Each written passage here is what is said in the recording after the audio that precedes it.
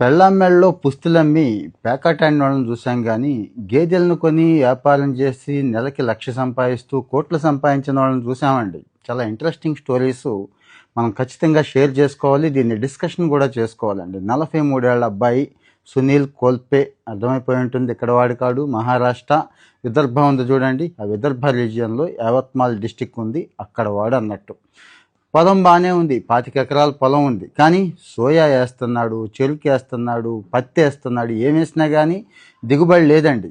చివరికి తేల్చేసింది ఏంటంటే, నీది కార్బన్ మ్యాటర్ చాలా తక్కువ ఉంది, సాయిల్ బాగాలేదు, కాస్త ఎరువు వెయ్యి. ఏది పశువుల ఎరువు ఉంటుంది కదండి, గేదె పేడ ఇలాంటివి వెయ్యి అంటే ఓకే, ఆ గేదె పేడ ఏది వేయటం మొదలెట్టాడు. ఇప్పటిది కాదు, ఇది 4 ఏళ్ల కిందటి కదా.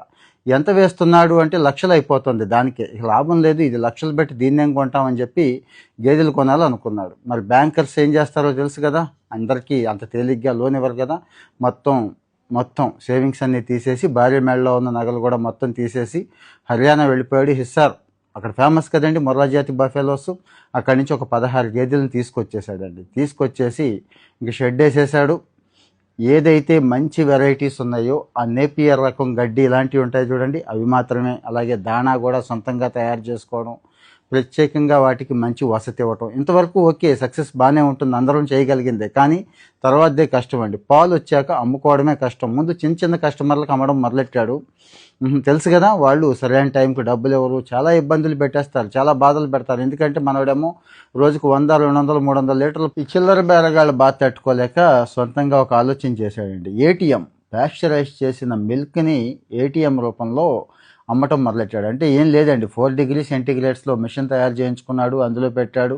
స్మార్ట్ కార్డ్స్ ఉంటాయి కదా, ప్రీపెయిడ్ కార్డ్స్ ముందే వాళ్ళకి ఇచ్చేశాడు. ఎంత కావాలంటే అంత వాళ్ళే క్యాన్స్ తెచ్చుకుంటారు, వాళ్ళే చక్కగా వాళ్ళే ఎంత కావాలంటే లీటర్ అయితే లీటరు, అర లీటర్ అయితే అర లీటరు వాళ్ళే తీసుకెళ్తున్నారు. ఇక్కడ ఎందుకు తీసుకెళ్తున్నారు అంటే ట్రస్ట్ అండి.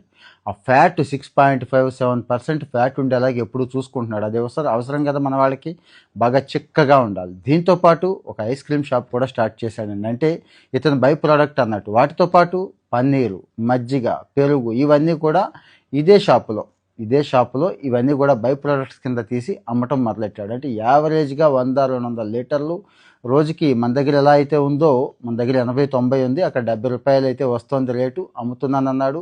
ఒక సగం ఖర్చులకి, అన్ని రకాల ఖర్చులకి సగం పోయినా కానీ సగం అయితే మిగులుతోందన్నాడు. ఇంకా పెంచుతాను, ప్రతి సంవత్సరం 10-20 గేదెలను పెంచుతాను అంటున్నాడండి. ఈయన ఒక వ్యాపారం కాదు చేస్తోంది, ఒక నమ్మకాన్ని క్రియేట్ చేశాడు, చాలామందికి భరోసా ఇచ్చాడు. ఏమంటారు? కామెంట్లో మీ ఒపీనియన్ చెప్పండి, మీ ఆలోచన కూడా షేర్ చేసుకోండి ప్లీజ్.